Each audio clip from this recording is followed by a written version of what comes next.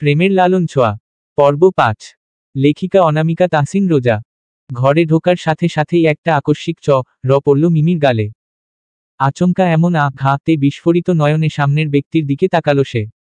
মুখ দিয়ে অস্ফুট স্বরে বেরিয়ে এলো, রি মি। একটা র দেয়ার পর রিমি তবুও থামল না, দ্বিতীয়বারের মতো আবারও র মারল নিজের বোনের গায়ে। আজ পর্যন্ত কখনোই তাদের মধ্যে বিরাট ঝগড়া লাগেনি, সেখানে নিজের যমজ বোনের হাতে এই প্রথম থাপ্পড় খেয়ে বাকরুদ্ধ হয়ে যায় মিমি। হাত পাওয়া লাল হয়ে যাওয়া গালে হাত রেখে হতবাক হয়ে বলে, তুই আমার মা রলি রিমি? রিমির দুচোখ অশ্রুতে টলমল করছে। তারা দুজন যমজ হলেও রিমি মিমির থেকে 5 মিনিটের বড়। এমনকি তাদের বাবা মা রা যাওয়ার পর মিমি সবচেয়ে বেশি ভেঙে পড়লে রিমি তাকে আগলে নেয়। সমবয়সী সম্পর্কটা পাশে রেখে বড় বোনের মতোই নিজের যমজ বোনটাকে আগলে ধরে। সেখানে আজ সেই বোনের গায়ে হাত তুলে তারও নিশ্চয়ই খুব একটা ভালো লাগছে না।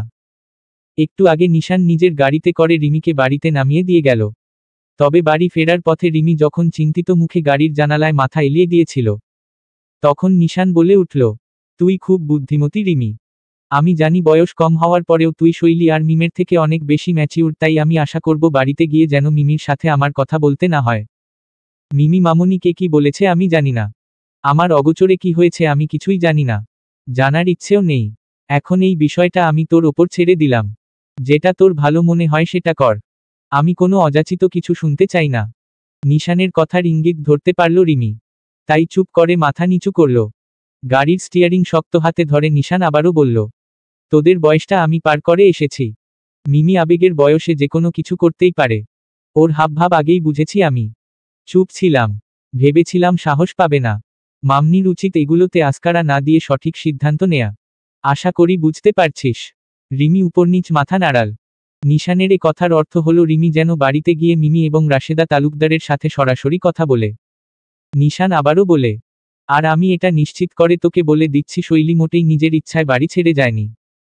তবে কেন বাড়ি ছেড়ে গিয়েছে সেটা আন্দাজ করতে না পারলেও কোথায় গেছে সেটা আমি আন্দাজ করতে পারছি।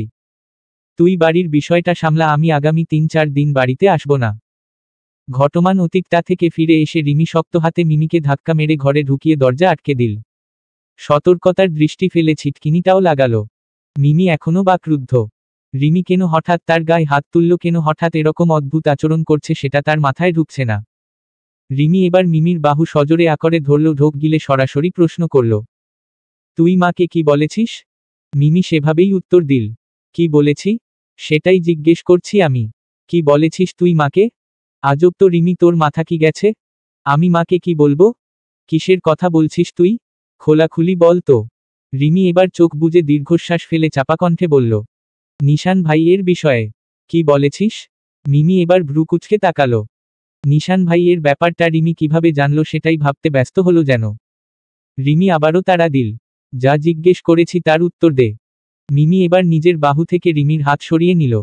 এরপরে স্বাভাবিক কণ্ঠে বলল, আমি তোকে আগেই বলতাম, কিন্তু প্রথমে মাকে বলে নিশ্চিত হয়ে তোকে বলার সিদ্ধান্ত নিয়েছিলাম। রিমি এবার কৌতূহলী দৃষ্টিতে তাকালো মিমির দিকে। মনে মনে বারবার করে চাইল যাতে অফিসে আকাশ নামক সেই লোকটার বলা কথাটা সত্যি না হয়, যেন তাকে নিজের বোনের ইচ্ছার বিরুদ্ধে কোনো কাজ করতে না হয়। কিন্তু রিমির প্রার্থনা যেন কবুল হলো না। তাকে সম্পূর্ণ অবাক করে দিয়ে মিমি সামান্য হেসে লাজুক কণ্ঠে বলে উঠল, আমি আসলে নিশান ভাইকে ভালোবাসি। বিয়ে করতে চাই উনাকে। চোখজোড়া স্থির হলো রিমির। মিমি আবারও বলল, কিন্তু তোকে তো আমি এগুলো বলিনি, মাকেও বলেছি যাতে তোকে না বলে। তোকে সারপ্রাইজ দিতে চেয়েছিলাম। আগেভাগে এসব কথা কে বলল তোকে? রিমি যেন নিজের কানে বিশ্বাস করতে পারল না। এক বর্ষর বাজ ভেঙে পড়ল তার মাথায়। এতক্ষণ ধরে সে যে আশঙ্কা করছিল সেটাই সত্যি, মিমি সত্যিই নিশানকে ভালোবাসে এবং তাকে বিয়ে করতে চায়। কিছুক্ষণ বাকরুদ্ধ হয়ে থাকার পর রিমি ফিসফিস করে বলল, তুই সত্যি বলছিস? মিমি একগাল লাজুক হাসি দিয়ে বলল, হুমম। কিন্তু তাই বলে তুই আমাকে মা রবি? আমি তো তোকে বলতাম রে বইন। সারপ্রাইজ দেওয়ার জন্য আগে বলিনি। রিমির বুকের ভেতরটা ধক করে উঠল। নিশানের গাড়িতে বসে সে যা ভেবেছিল এখন সেই চিন্তাগুলো আরো বেশি জট পাকিয়ে গেল। মিমির কথা পাত্তা না দিয়ে কিছুক্ষণ চুপ থেকে রিমি গম্ভীর কণ্ঠে বলল, তুই এসব মাকেও বলেছিস? হ্যাঁ, মা ই তো প্রথম জানে। কি বলেছে মা? জিজ্ঞাসু চোখে তাকিয়ে বলে উঠল রিমি। মিমি এবার নিজের জর্জেট ওড়নাটা আঙুলে পেঁচিয়ে মুখ নামিয়ে বলল, মা অনেক খুশি হয়েছে, আর জানিস আমাকে কথা দিয়েছে যে নিশান ভাই আমারই হবে। মা রাজি হয়েছে? হতবাক গলাতে বলল রিমি। হুম, মা তো রাজি হয়েছেই, আর নিশান ভাইয়ের সাথেও নাকি আজকে কথা বলবে। এখন শুধু দোয়া কর যাতে নিশান ভাই রাজি হয়ে যায়। উফ, কি যে খুশি লাগছে রে রিমি। এই প্রথম রিমি তার বোনের খুশিতে খুশি হতে পারল না। বিষাদে ডুবে আধার নেমে আসলো ফর্সা মুখটায়। একটা শুকনো ঢোক গিলল রিমি। বাড়িতে যে কত বড় অশান্তি আসতে চলেছে সেটা ভেবেই মাথা গরম হয়ে উঠল তার। অফিসে নিশানের হাবভাব দেখে রিমির এটুকু বুঝতে দেরি নেই যে নিশান এই বিষয়টা নিয়ে খুবই বিরক্ত এবং কোনোভাবেই নিশান মিমিকে বোনের নজরে ছাড়া আর কোনো নজরে দেখে না। তাই রাশিদা তালুকদার যদি ভুল করেও নিশানের সামনে বিয়ের কথা তুলে তাহলে নিশান তুলকালাম কাণ্ড বাঁধিয়েই ছাড়বে, এই বিষয়ে আসলেই কোনো সন্দেহ নেই। রিমি এবার মনে মনে বিড়বিড় করে আওড়ালো, ভাগ্যিস বিয়ের কথাটা নিশান ভাই এখনো জানে না। মিমি রিমির হাত ধরে আবারও বলল, আমার তো ভাবতেও খুব ভালো লাগছে জানিস। অবশেষে আমার এতদিনের পছন্দের মানুষটাকে আমি নিজের করে পাব। আমি তো ভাবতেই পারিনি যে মা রাজি হবে। এখন খুব বেশি খুশি লাগছে। রিমি এবার রাগ সামলাতে পারল না। এক ধাক্কায় মিমির হাত সরিয়ে দিল। শাট আপ মিমি, আর একটা বাজে কথা বলিস না প্লিজ। তুই কি একটা বাচ্চা? বড় হোসনি তুই? সেন্সটুকু নেই? তুই কি জানিস তুই একটা নিব্বির মতো আচরণ করছিস? তুই কি ভেবে এসব করলি মিমি? তোর কি একবারও মনে হলো না নিশান ভাই এসব জানে কিনা? তোর মনে হলো না তোর আবেগের কারণে বাড়ির সবাইকে কতটা ঝামেলায় ফেলতে পারিস? আর ইউ ক্রেজি? মিমি এবার হতভম্ব হয়ে গেল। ঝামেলা? রিমি, তুই কেন এত রাগ করছিস? আর কি বলছিস এসব? আমি তো কাউকে বিপদে ফেলিনি। আমি মাকে শুধু বলেছি যে আমি নিশান ভাইকে পছন্দ করি, ওনার সঙ্গে বিয়ে হলে আমি খুশি হব। ব্যাস এটুকুই। এখানে বিপদ, ঝামেলা, অশান্তি এসব আসার কারণটা কি? রিমি এবার হতাশভাবে মাথা নাড়ল। তোর মাথায় কি একবারও আসেনি নিশান ভাই কখনো তোর ব্যাপারে এভাবে আদৌ ভেবেছে কিনা? তিনি জানেনও না তুই এইরকম কিছু করেছিস। মিমি এবার একটু অস্বস্তিতে পড়ল। আমার মনে হয় উনি বুঝতে পারেন। আমি তো কখনো উনাকে কিছু বলিনি, কিন্তু এমনও তো হতে পারে যে উনি আমাকে ভালোবাসে অথচ বলতে পারে। রিমি তখনই হাত তুলে থামিয়ে দিল তাকে। চোখে মুখে ঝলসে ওঠা ক্রোধ নিয়ে বলল, নিশান ভাই যদি বুঝতে পারতেন, তার যদি কোনো ফিলিংস থাকতো, তাহলে কি আজ আমাকে দায়িত্ব দিয়ে যেতেন? তুই জানিস না আজ উনি আমাকে কি বলেছে? মিমি এবার একটু শঙ্কিত হলো।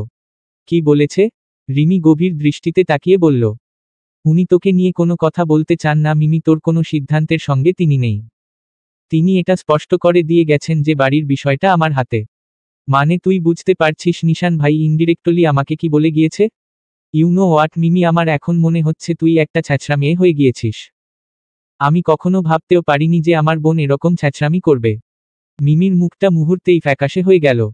রিমির কথাগুলো যেন ওর শরীরের সমস্ত শক্তি শুষে নিল। নিশান ভাই তাকে নিয়ে কোনো কথাই বলতে চান না? বাড়ির ব্যাপারটা রিমির হাতে ছেড়ে দিয়েছেন? মিমি নিজের ঠোঁট কামড়ে ধরল, চোখের কোণায় জল চিকচিক করছে। ফিসফিস করে বলল, তুই তুই এমন কথা কিভাবে বললি রিমি? আমি তোর বোন, আর তুই আমাকে ছ্যাঁচড়া বলছিস? রিমি ততক্ষণে হাতের মুঠোয় নিজের রাগ চেপে ধরে ফেলেছে। তীক্ষ্ণ স্বরে বলল, কারণ তুই নিজের আবেগের দাসী হয়ে গেছিস মিমি, নিজের সম্মান, নিজের আত্মসম্মান সবকিছু জলাঞ্জলি দিয়ে তুই এমন একটা ছেলেকে নিজের করে পাওয়ার স্বপ্ন দেখছিস যে তোকে নিয়ে বিন্দুমাত্র ভাবেনি। তুই কি বুঝতে পারছিস তুই কত বড় ভুল করে ফেলেছিস? আর সবচেয়ে বড় কথা হলো নিশান ভাই আমাদের বড় ভাই। তুই কোন হিসেবে উনাকে ওসব নজরে দেখতে গিয়েছিলি? মিমি এবার ফুপিয়ে কেঁদে উঠল। আমি কি দোষ করলাম রিমি? আমি কি কাউকে ভালোবাসতে পারি না? আশ্চর্য, যেখানে মাও আপত্তি করল না সেখানে তুই। রিমির চোখে এবার কেবল হতাশা, রাগ দেখা গেল নাম, গলা একটু নরম করল সে। ভালোবাসা দোষ নয় মিমি, কিন্তু একতরফা ভালোবাসার জন্য নিজের পরিবারকে বিপদে ফেলা, নিজের আত্মসম্মান ভুলে যাওয়া, এটা কি ঠিক? নিশান ভাই যদি তোকে ভালোবাসতো তাহলে সে নিজে এসে তোর পাশে দাঁড়াত। কিন্তু সে তো কিছুই করেনি, উল্টো বাড়ির বিষয়টা আমার হাতে দিয়ে গেছে যাতে আমি তোকে বুঝিয়ে বলি। মিমির কান্না থামছে না, নীরবেই চোখের পানি গড়িয়ে পড়তে থাকল। সে মোটেই আবেগের বশে নিশানকে ভালোবাসেনি, মন থেকেই ভালোবেসেছিল। বয়স কম বলে কি তার ভালোবাসার মূল্য নেই? অঝরে চোখের পানি ঝরিয়ে রিমি যেন বোঝাতে চাইল সে সত্যিই ভেবেছিল নিশান ভাই হয়তো তাকেও পছন্দ করে, না হলে তার দিকে এত ভালোভাবে তাকাতো কেন? কেন এত যত্ন নিত? কেন নিজ থেকে কলেজে দিয়ে আসতো? কেন এসএসসির রেজাল্টে এত খুশি হয়েছিল? কেন এত আগলে রাখত? শুধু বড় ভাইয়ের কর্তব্য পালনেই? রিমি এবার চোখ সরু করল, ক্লান্ত গলায় বলল, মিমি বোন আমার, তুই না অনেক বুঝদার? তাহলে এত বড় ব্যাপারটা বুঝতে পারলি না যে নিশান ভাই তোর দিকে স্নেহের চোখে তাকাত পছন্দের নয়, সে তোকে একটা ছোট বোনের মতোই দেখেছে মিমি। আর তুই সেটা প্রেম ভাবতে গিয়ে নিজের মান সম্মান সব ভুলে বসে আছিস। মিমি নিঃশব্দে ফুঁপিয়ে উঠল। মনে হচ্ছে তার ভিতরটা একবারে ভেঙে চুরমার হয়ে যাচ্ছে। রিমি এবার মিমির হাত শক্ত করে ধরল। তুই এখনো সময় থাকতে সামলে নে মিমি, নয়তো নিজের ভুলের শাস্তি নিজেকেই পেতে হবে। মিমির মুখ শুকিয়ে গেল। এতক্ষণ পর্যন্ত সে ভাবছিল নিশান হয়তো একটু হেসে বলবে, তাই নাকি মিমি? তুই আমাকে পছন্দ করিস, আমিও তোকে পছন্দ করি, এমন কিছু একটা হবে। কিন্তু এখন মনে হচ্ছে পুরো ব্যাপারটাই তার ভুল বোঝাবুঝি ছিল। মিমি আস্তে করে ফিসফিস করে বলল, নিশান ভাই কি আমার কথা শুনলেই রাগ করবে? রিমির চোখে এবার করুণা ফুটে উঠল। সে মিমির কাছে এসে আস্তে করে বলল, তুই ওনাকে চাস সেটা আমি বিচার করতে চাই না, কিন্তু মিমি কারো অনুভূতি জোর করে পাওয়া যায় না।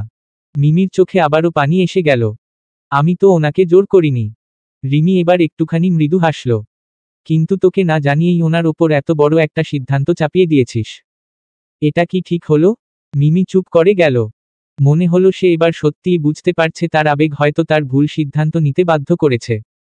সে চোখের পানি মুছে ধীর গলায় বলল, তাহলে কি আমি ওনাকে কিছুই বলতে পারবো না? রিমি এবার গভীর চোখে তাকিয়ে বলল, তুই যদি ওনাকে ভালোবাসতেই থাকিস তাহলে একটা সময় পরে তোর উত্তর নিজেই পেয়ে যাবি। তুই কি ওনাকে ভালোবাসিস নাকি শুধু নিজের কল্পনায় ওনাকে চেয়েছিস, সেটাও তখন পরিষ্কার হয়ে যাবে। মিমি চুপচাপ দাঁড়িয়ে রইল। রিমির কথাগুলো তার মনে গেঁথে যাচ্ছে। এবার সত্যিই যেন মনে হলো সে কিছু ভুল করেছে। রিমি এবার লম্বা শ্বাস ফেলে বলল, আর সবচেয়ে বড় কথা, তুই বড় মামিকে চিনিস না? মামি তো আমাদেরকে দু চোখে সহ্যই করতে পারে না। সেখানে তুই ভাবলি কি করে যে উনি নিজের ছেলের বউ হিসেবে তোকে মেনে নেবে? এটাও তো একটা বোকামি। মিমি এবার তাচ্ছিল্যের সুরে হেসে বলল, একটু ভুল হলো রিমি, তোর এই ধারণাটা মিলল না যে। মানে? বেশ অবাক হলো রিমি। মিমি এবার রিমির চোখের দিকে তাকিয়ে বিষাদের হাসি হেসে বলল, বড় মামি তো রাজি হয়েছে। কি হহ? আবারও মাথায় বাজ পড়ল রিমির। মানেটা কি?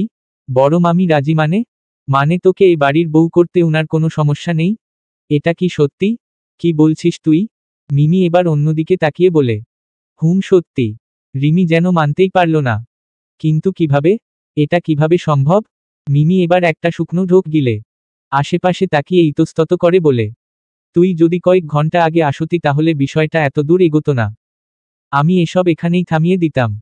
যেই মানুষটা আমাকে ঘৃণা করে তাকে পাওয়ার জন্য এমন পাগলামি করতাম না। কিন্তু তুই অনেক দেরি করে এসে আমায় কথাগুলো জানালি। রিমি মিমির কোনো কথা বুঝতে পারল না। মিমিকে নিজের দিকে ঘুরিয়ে সে গম্ভীর হয়ে বলল, পরিষ্কার করে বল মিমি, কি হয়েছে? মিমি এবার একটা দীর্ঘশ্বাস ফেলে কয়েক ঘন্টার আগের ঘটনা বলতে শুরু করল। তুই যখন নিশান ভাইয়ের অফিসে গিয়েছিলি তখন মা বড় মামার রুমে গিয়েছিল আর বড় মামাকে সরাসরি প্রস্তাব দিয়েছে, মানে নিশান ভাইয়ের সাথে আমার বিয়ের জন্য প্রস্তাব দিয়েছে। আমি জানি না ভেতরে কি হয়েছে, কিন্তু দরজার আড়াল থেকে শুনেছি। প্রথম প্রথম বড় মামা রাজি না হলেও কি একটা ঘটনার জন্য মা কি একটা বলল আমি ভালো করে শুনতে পাইনি। কিন্তু কিছুক্ষণ পর মামা রাজি হয়ে গেল। আর তখনই আগামী মাসে নিশান ভাইয়ের সাথে আমার বিয়ে ঠিক করে ফেলল। মা বলেছিল নিশান ভাইয়ের মতামত ছাড়া এখনই বিয়ে ঠিক না করতে। কিন্তু বড় মামা বলল যে নিশান ভাই নাকি বড় মামার কথার বাইরে যাবে না। তাই তখনই ওরা সিদ্ধান্ত নিয়ে নিল। আসলে মা খুব ভালো করেই জানতো যদি বড় মামিকে আগে বলা হয় তাহলে বড় মামি মোটেই রাজি হবে না, বরং আমাদেরকে কথা শোনাবে। এই জন্য মা প্রথমে মামার কাছে গিয়েছে। আর মামাও নাকি আমাদের দুজনের মধ্যে, মানে আমাদের দুই বোনের মধ্যে যে কোনো একজনের সাথে নিশান ভাইয়ের বিয়ে দেওয়ার পরিকল্পনা করছিল। আর যখন মামা শুনল যে আমি নিশান ভাইকে পছন্দ করি এবং নিশান ভাইও হয়তো আমাকে পছন্দ করে, তখন বড় মামা রাজি হয়ে গেল। আর বড় মামি যখন আপত্তি করতে আসলো তখন বড় মামা ধমক দিয়ে দিল, মানে বড় মামার জোর জবরদস্তির কারণে বড় মামি রাজি হয়েছে। রিমি স্তব্ধ হয়ে গেল। মাথাটা যেন ঝিমঝিম করছে। এত কিছু ঘটে গেল অথচ সে কিছুই জানত না। সে কিছুক্ষণ মিমির মুখের দিকে তাকিয়ে থাকলো, যেন যাচাই করতে চাইছে সত্যিই এসব ঘটেছে কিনা। তারপর ধীরে ধীরে ফিসফিস করে বলল, তুই তুই কি বুঝতে পারছিস কি বলছিস? মিমি হালকা হাসল, তবে সেই হাসিতে ছিল এক ধরনের শূন্যতা। হ্যাঁ, বুঝতে পারছি। নিশান ভাই আর আমার বিয়ে ঠিক হয়ে গেছে রিমি। এটা এখন থামানোর কিছু নেই। এখন থামাতে গেলে আরও অশান্তি হবে। রিমি হতভম্ব হয়ে কপালে হাত রাখল। কিন্তু নিশান ভাই তো এখনো জানে না, তাই না? মিমি চোখ নামিয়ে আনল। না, এখনো না। রিমির হাত মুষ্টিবদ্ধ হয়ে গেল। হোয়াট দ্য হেল ভাই? মানে নিশান ভাইয়ের মতামত না নিয়েই বিয়ের দিন পর্যন্ত ঠিক করে ফেলেছে? এটা তো জোর করে চাপিয়ে দেওয়া হচ্ছে। তোর মনে হয় নিশান ভাইয়ের মতো মানুষ এগুলো মানবে? মিমি দীর্ঘশ্বাস ফেলল। সে তো নিজেই এখন স্তব্ধ হয়ে আছে। একটু আগ পর্যন্ত তার মধ্যে থাকা আনন্দটা ধুলোয় মিশে গিয়েছে ক্ষণিকের মধ্যেই।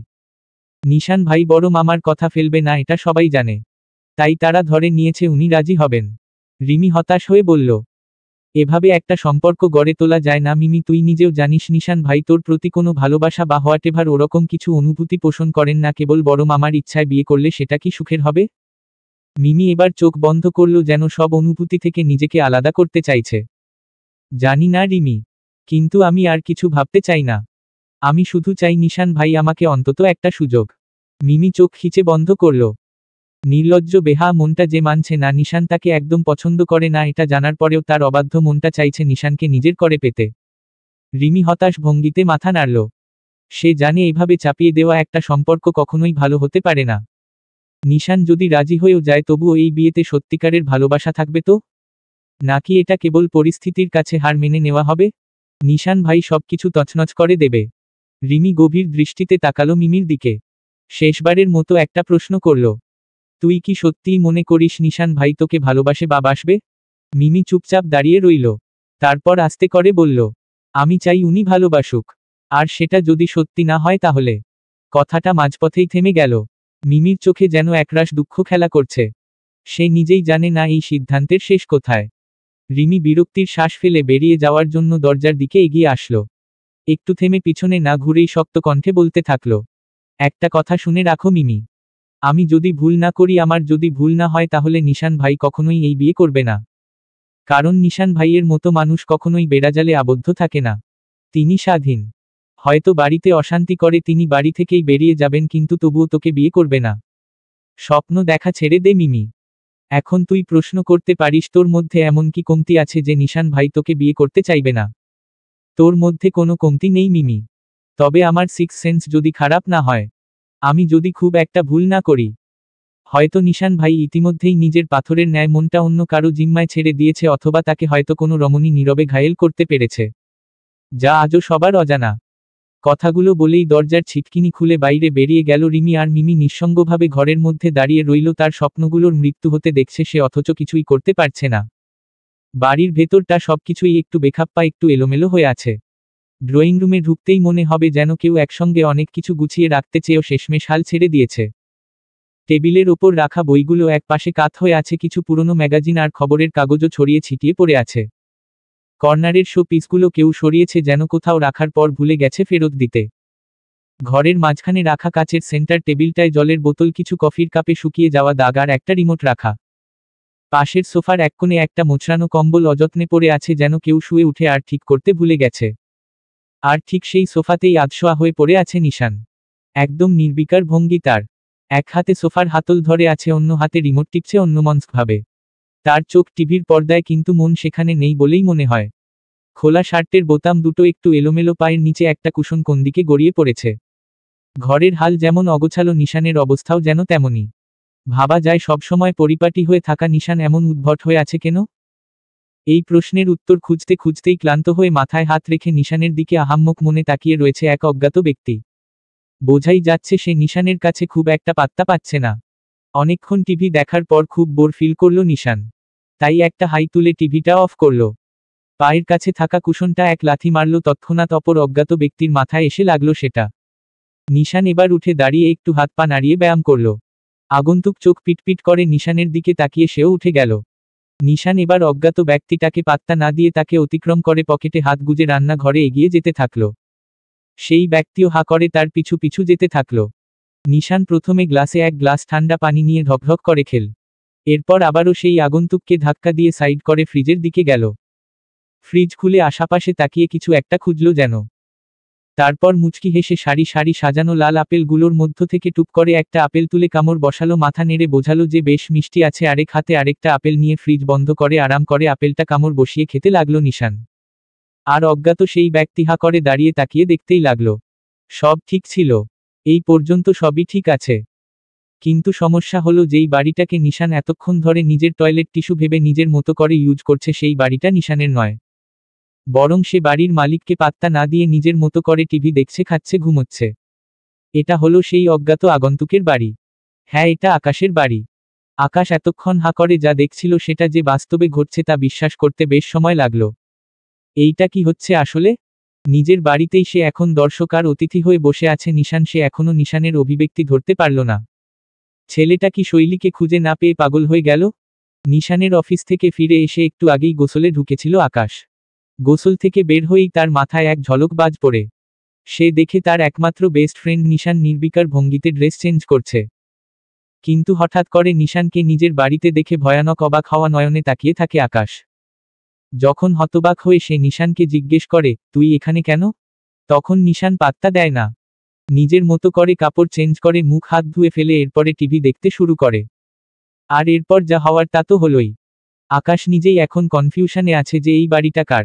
নিজের বাড়িতে নিজেই অবহেলিত আকাশ। 1 নাম্বার প্রশ্ন, নিশান এই মুহূর্তে আকাশের বাড়িতে কি করছে? 2 নাম্বার প্রশ্ন, সে আকাশের বাড়িতে কেনই বা এসেছে? 3 নাম্বার প্রশ্ন, আসার পর থেকে আকাশের সাথে একটা কথাও না বলে নিশান নিজের মতো করে কাজ করে যাচ্ছে যেন এটা নিশানের নিজেরই বাড়ি। এর কারণ কি? দেখে মনে হচ্ছে এটা নিশানেরই বাড়ি আর আকাশ ভুল করে এখানে চলে এসেছে। 4র্থ প্রশ্ন, আকাশ কি অদৃশ্য হয়ে রয়েছে? নিশান তাকে পাত্তা দিচ্ছে না কেন? 5ম প্রশ্ন, আবারও সেই একই প্রশ্ন, নিজের বাড়ি থাকা সত্ত্বেও কেন নিশান আকাশের বাড়িতে এসে এরকম অদ্ভুত আচরণ করছে? তখন থেকে এতগুলো প্রশ্ন করেছে আকাশ। আল্লাহর ওয়াস্তে একটা প্রশ্নেরও জবাব পায়নি সে। আকাশের এখন প্রচুর সন্দেহ হচ্ছে সে কি জীবিত আছে নাকি মৃত আছে, তাকে দেখতে পাচ্ছে না কেন নিশান। সে যেন নিশানের চোখে অদৃশ্য হয়ে রয়েছে। নিশান নির্বিকারভাবে আপেল চিবিয়ে যাচ্ছে যেন কিছুই হয়নি। আকাশ এবার আর সহ্য করতে পারল না। এই নিশান, তুই কি আমাকে দেখতে পাচ্ছিস না? এদিকে তাকা ভাই, এটা কি হচ্ছে? এটা আমার বাড়ি তো। অবশেষে এতক্ষণ পর নিশান ঠান্ডা ভঙ্গিতে তাকালো আকাশের দিকে। আকাশ এবার একটা স্বস্তির শ্বাস ফেলল, যাক সে জীবিত আছে, নিশান তাকে দেখতে পেয়েছে। নিশান একদম নির্বিকার ভঙ্গিতে তাকিয়ে রইল আকাশের দিকে যেন এটাই স্বাভাবিক। এরপর আরো বেশি নির্বিকার ভঙ্গিতে পাল্টা প্রশ্ন করল, তো তো মানে? এটা আমার বাসা ভাই। So what? আবার সো হোয়াট মানে? এই নিশান, পাগল হলি নাকি? এটা আমার বাসা, তুই ঢুকলি কখন? কে তোকে ঢুকতে দিল? কেন তুই আমার সোফায় শুয়ে টিভি দেখলি আর এখন ফ্রিজ খালি করছিস? নিশান চোখ গোল করে তাকালো যেন আকাশের কথা শুনে অবাক হয়ে গেছে। তুই এমন করছিস কেন? বন্ধুর বাড়ি মানে নিজের বাড়ি, তাই না? এত নিষ্ঠুর হয়ে গেছিস তুই? আকাশ মাথায় হাত দিয়ে বসে পড়ল। ভাই, তুই আমার বাসায় ঢুকলি কিভাবে? দরজা তো বন্ধ ছিল। নিশান একটা দীর্ঘশ্বাস ফেলে জানালার দিকে তাকালো। দরজা বন্ধ ছিল কিন্তু জানালা তো ছিল, ওই দিয়ে এসেছি। আকাশের চোখ কপালে উঠে গেল। মানে তুই আমার বাসার জানালা দিয়ে ঢুকেছিস? চোরের মতো? নিশান বিরক্ত হয়ে বলল। আজব তো। আরে ভাই, চোরের মতো কেন? আমি তো শুধু জানালাটা খুলে ঢুকেছি। তোর বাসায় আসতে গেলে দরকার হলে ছাদ ফুঁড়েও ঢুকতে রাজি আছি। বন্ধুত্বে এত কষ্ট করা লাগে রে? আকাশ এবার চেয়ার থেকে লাফিয়ে উঠল। বন্ধুত্ব মানে এই না যে বাসায় না থাকলেও ঢুকে যা খুশি খাবে, ফ্রিজ খালি করবে আর সোফায় লম্বা হয়ে শুয়ে থাকবে। তোর কি হয়েছে ভাই? বাড়ি যাসনি কেন? বিশ্বাস কর, প্রথমে আমি তোকে দেখে মনে করেছিলাম তুই হয়তো ভূত হয়ে এসেছিস। নিশান আবার এক কামড় দিল আপেলে। ভালো, তুই থাকলে জিজ্ঞেস করতাম, তুই তো ছিলি না, এতদিন জানতাম অতিথি ঈশ্বরের মতো, আর আজ আমাকে এভাবে কথা শোনাচ্ছিস? না, সময় বদলে গেছে, মানুষও বদলে গেছে। আকাশ হতভম্ব হয়ে তাকিয়ে রইল। এ তো উল্টা তার দোষ হয়ে গেল। নিশান ভাই আমার, প্লিজ তুই একটু লেবু পানি খা। তোরে কেউ সিউর গাঁজা খাইয়েছে? ভাই তুই রান্নাঘর থেকে বের হ। নিশান একটু ভাবল, তারপর বলল, আচ্ছা বের হব, কিন্তু তার আগে ফ্রিজের শেষ আপেলটাও খেয়ে নেই, এইটাও তো আমার জন্যই রাখা, তাই না? আকাশ এবার সত্যি সত্যি মাথা ধরে বসে পড়ল। এদিকে নিশান মজা নিয়ে আরেকটা আপেল তুলে নিয়ে দরজার দিকে এগিয়ে গেল, যাওয়ার আগে একবার পেছনে ফিরে আকাশের হতভম্ব মুখটা দেখে মুচকি হেসে বলল, তোর ফ্রিজের আপেলগুলো বেশ মিষ্টি, রাতে আবার খাবো। বলেই দরজা খুলে হাওয়া হয়ে গেল নিশান, আর আকাশ নিজের জীবনের সব সিদ্ধান্ত নিয়ে প্রশ্ন করা শুরু করল। নিশান পাগল হলো নাকি আমি? আকাশ সত্যি সত্যিই এখন সন্দেহ করতে শুরু করেছে, এই দুনিয়া কি বাস্তব নাকি সে কোনো আজব স্বপ্নের মধ্যে আটকে আছে। নিশান এটো আপেল ড্রয়িং রুমের টেবিলে রেখে বাথরুমে ঢোকে। এদিকে আকাশ ধপ করে সোফায় বসে পড়ে নিশানের খালি প্লেটে পড়ে থাকা আপেলের আষ্টে গন্ধ তার নাকে আসতে থাকে। এই মুহূর্তে সে চিৎকার দিয়ে বলতে চায়, আল্লাহ, আমার জীবন এত স্বপ্নময় কেন? ঠিক তখনই দরজা খুলে ভেতরে ঢোকে তার ছোট ভাই আদিব, হাতে একটা শপিং ব্যাগ। আসলে এই বাসায় আকাশ এবং তার ছোট ভাই আদিব থাকে, তাদের বাবা মা আপাতত গ্রামে রয়েছে। আকাশের ছোট ভাই আদিব রিমি মিমির সাথেই সেম ব্যাচে পড়াশোনা করে। আদিব ঘরে ঢুকেই থমকে দাঁড়ায়। তার চোখ প্রথমে আকাশের হতাশাগ্রস্ত মুখের দিকে, তারপর ফ্রিজের দিকে, যেটা নিশানের আক্রমণের শিকার হয়ে এখন প্রায় শূন্য। ভাই, বাসায় ডাকাত পড়েছিল নাকি? আকাশ দীর্ঘশ্বাস ফেলে মাথা নাড়ে। ডাকাত না, নিশান পড়েছিল। আদিব হতভম্ব হয়ে ফ্রিজের দিকে ছুটে যায়। নিশান ভাই? ওহ নো, আমার কেক, আমার চকোলেট, আমার। আকাশ বিরক্ত হয়ে বলল, হ্যাঁ সব তোর প্রিয় নিশান ভাই সাবার করে গেছে, আমি আর পারছি না। তুই গিয়ে তাকে কনভিন্স কর, বল যে আমি আস্তে আস্তে পাগল হয়ে যাচ্ছি। আদিব মাথায় হাত দিয়ে বসে পড়ে। উফ যাক, নিশান ভাইকে আমি এমনি এমনি ভালোবাসি না। আমার খাবারে স্পর্শও করেনি। তোমার ভাগের খাবারগুলো খেয়ে ফেলেছে। সাবাস নিশান ভাই, সাবাস। কিন্তু এখন প্রবলেম হলো, তুমি তো আসল কথা এখনো জানোই না ভাই। আকাশ কপাল কুঁচকে তাকায়। কি জানি না? আদিব গলা নামিয়ে দুষ্টু হেসে বলল, নিশান ভাই নাকি 3-4 দিন বাসায় ফিরবে না। রিমি আমাকে বলল। মানে ভাই, তুমি বুঝতে পারছো? নিশান ভাই হয়তো আগামী 3 দিন আমাদের বাসাতেই থাকবে, কি মজা। আকাশ নিঃশব্দে উঠে দাঁড়ালো। তারপর রান্নাঘর থেকে একটা গ্লাসে পানি নিল, ঢকঢক করে খেল এবং চোখ বন্ধ করল। কয়েক সেকেন্ড পর চোখ খুলে শান্ত গলায় বলল, আদিব আজ রাতেই আমি পালাচ্ছি। তুই আমার জন্য একটা বাসের টিকিট বুক করে ফেল। দেরি করিস না। কোথায় যাবা ভাই? এমন কোথাও যেখানে নিশান নাই। এদিকে নিশান বাইরে দাঁড়িয়ে আকাশের দরজার দিকে তাকিয়ে ঠোঁটের কোণে সূক্ষ্ম রেখা টেনে মুচকি হাসছে। সে পকেট থেকে ফোন বের করে টাইপ করল, তোর বাসার মাটন কষাটা কেমন রান্না হয় সেটা জানার খুব ইচ্ছে করছে। কি বলিস, খেয়ে দেখব? টেক্সট পাঠিয়েই সে দরজার সামনে দাঁড়িয়ে অপেক্ষা করতে লাগল। 5 সেকেন্ডের মধ্যে ভেতর থেকে ভেসে এলো, নিশান গেট লস্ট। নিশান ঠোঁট বাঁকিয়ে হেসে উঠল। আজ রাতটা বেশ জমবে, কিন্তু নিশানের এমন উদ্ভট আচরণ করার নিশ্চয়ই কোনো কারণ আছে, সেই কারণটাই এখন অজানা। রাতের আকাশ নীরব প্রশান্ত। চাঁদ তার সমস্ত সৌন্দর্য ঢেলে দিয়েছে সুনামপুর গ্রামের উপরে। চারদিকে জোছনার শুভ্র আলো ছড়িয়ে আছে, যেন সারা গ্রামটার উপর আস্তরণে ঢেকে গেছে। বাতাসে হালকা শীতল স্পর্শ, তালগাছের পাতা নরম বাতাসে সলসিয়ে উঠছে। দূরে কোথাও ঝিঝি পোকার ডাক শোনা যাচ্ছে, মাঝে মাঝে দু একটা রাতচরা পাখিও ডেকে উঠছে গভীর নিশীথ রাতে। দিগন্ত বিস্তৃত ধানের ক্ষেতগুলোও জোছনার শীতে কাঁপছে, আকাশের তারারা সেখানে প্রতিফলিত হয়ে ছোট ছোট জলজলে বিন্দুর মতো দেখাচ্ছে। পুকুরের জলে চাঁদের ছায়া পড়েছে, হালকা ঢেউয়ে তা কেঁপে কেঁপে উঠছে, যেন চাঁদ নিজেই নেমে এসেছে জলের গভীরে। পুকুর পাড়ে দাঁড়িয়ে আছে শৈলী একদম চুপচাপ। চারদিকের সৌন্দর্যে সে মুগ্ধ নয়, বরং এই নিস্তব্ধতা তাকে আরো বেশি আবদ্ধ করে রেখেছে এক অদ্ভুত ভাবনার মধ্যে। সাহস করে তো বাড়ি থেকে বেরিয়ে এলো, কিন্তু এখন এখন যে নিশানকে খুব মনে পড়ছে তার। নিশান যে এখন কোথায় আছে, কেমন আছে সে জানে না। শুধু জানে নিশানের কথা তার মনের ভেতর এক বিশাল স্রোতের মতো বয়ে চলেছে, থামতে চাইছে না। এতদিন আর যাই হোক, লোকটাকে তো চোখের সামনে একবার হলেও দেখতে পেত শৈলী, এখন তো সেটাও দেখতে পাচ্ছে না সে। শৈলীর পা খালি, কাঁধে নরম শাল জড়ানো। বাতাসে চুলগুলো এলোমেলো হয়ে গেছে, তবু সে অনড় দাঁড়িয়ে আছে। রাতের এই মায়াবী পরিবেশে, এই জোছনার আলোতে সে যেন অনুভব করতে পারছে নিশানের উপস্থিতি। তার হাতটা কি নিশানের স্পর্শ খুঁজছে? তার চোখগুলো কি নিশানের ছায়া দেখতে চাচ্ছে?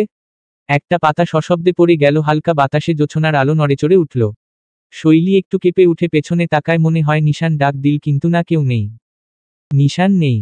শুধু জোছনার আলো আছে, আর আছে তার গভীর অনুভূতি, যা নিশানের মতোই অবিনশ্বর। মনে মনে শৈলী নিজেকে প্রশ্ন করল, সেই নিষ্ঠুর লোকটা কি আমায় খুঁজছে?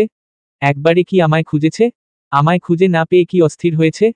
নাকি স্বস্তির নিঃশ্বাস ফেলেছে?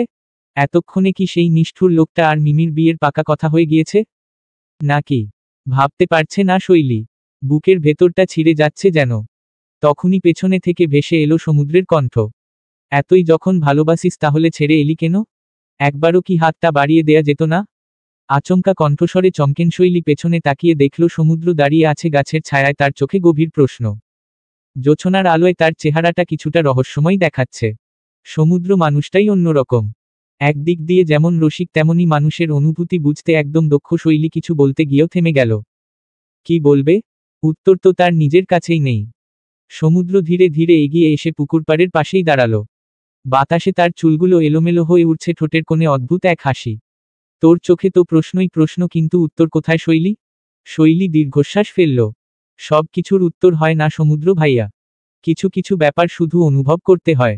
সমুদ্র মাথা ঝাঁকালো একটু, ঠোঁট বাঁকিয়ে বলল, হ্যাঁ বুঝতে পারছি। তুই অনুভব করছিস নিশান্তকে খুঁজেছে কিনা, নিশান্তকে মনে করছে কিনা। অথচ তুই নিজেই ওকে ছেড়ে এলি, তোর নিজের ইচ্ছাতেই। এখন দাঁড়িয়ে দাঁড়িয়ে ভাবছিস ওর কষ্ট হচ্ছে কি না। কি আজব রে শৈলী। শৈলীর বুকটা ধক করে উঠল। আমি কি উনাকে ছেড়ে আসতে চেয়েছিলাম সমুদ্র ভাইয়া? আমি কি চেয়েছিলাম উনাকে? গলার স্বর কেঁপে গেল শৈলীর। সমুদ্র এবার একটু কোমল হলো। ফিরে যা শৈলী। যে মানুষটার জন্য এত রাতেও ঘুমোতে পারিস না, যার চিন্তায় এত রাতেও তুই নির্ভয়ে এখানে দাঁড়িয়ে থাকতে পারিস, তার কাছে ফিরে যা শৈলী। শৈলী মাথা নিচু করল। এত সহজ হলে কি আমি এখানে দাঁড়িয়ে থাকতাম ভাইয়া? তোমাকে তো সব বলেছি। আমি মামনির কথা অমান্য করতে পারবো না। আমার ছোট বোন মিমির দুঃখও দেখতে পারবো না, আর আমি তো এটাও নিশ্চিত নই যে নিশান ভাই আমায় ভালোবাসে কিনা, তার হৃদয়ে এমন কিছু আছে কিনা সে সম্পর্কেও তো আমার ধারণা নেই। সমুদ্র চুপ করে গেল। জোছনার আলোয় শৈলীর চোখের জল চিকচিক করছে। নিশানের কথা মনে পড়তেই বুকের ভেতরটা যেন আবার একবার ফেটে যাচ্ছে। সমুদ্র দীর্ঘশ্বাস ফেলে বলল, আচ্ছা শৈলী, তুই কি জানিস নিশান এখন কোথায়? শৈলী মাথা তুলে তাকালো। দুদিকে মাথা নেড়ে প্রথমে না বোঝালেও পরে ভেবে বলল, বাড়িতে হয়তো। সমুদ্র হালকা হেসে বলল, ও আচ্ছা, কিন্তু আমি তো অন্যরকম খবর পেলাম। মানে? জিজ্ঞাসু দৃষ্টি শৈলীর। সমুদ্র যেন পল্টি মারল, কাঁধ ঝাঁকিয়ে নির্বিকার ভঙ্গিতে বলল, না কিছু না, বলেই পিছু ফিরে হাঁটা শুরু করল। আর দাঁড়িয়ে থাকিস না বইন, ঘুমোতে যা, রাত হয়েছে। কিন্তু সমুদ্রের এমন খাপছাড়া কথার মানে বুঝল না শৈলী। জোরদার প্রশ্ন করল, সমুদ্র ভাইয়া তুমি আগে বলো, একটু আগে তুমি এটা কেন বললে? কি খবর পেয়েছ তুমি? সমুদ্র এবার পরনে থাকা লুঙ্গি ঠিক করতে করতে বলল, তুই তো জানিসই যে আমি একটু গোয়েন্দাগিরি করি। তো আমাকে কি তোর নিজের মতো বলদ মনে হয়?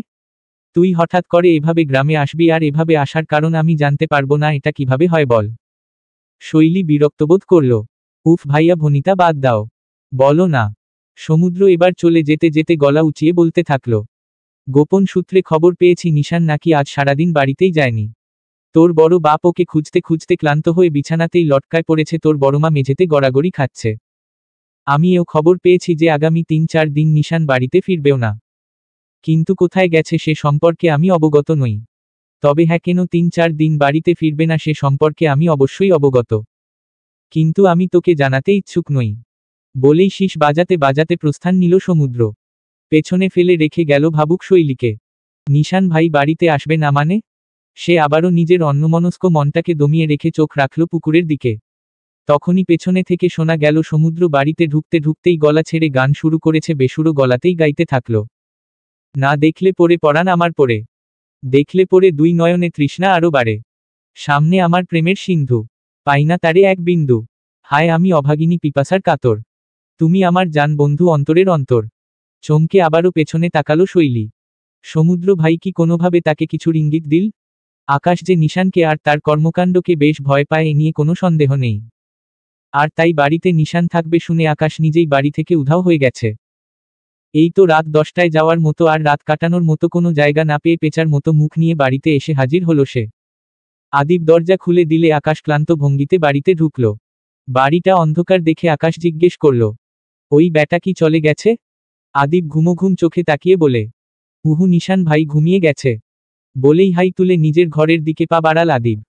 রয়্যাল বেঙ্গল টাইগার ঘুমেসে পড়েছে শুনে বেশ খুশি হলো আকাশ।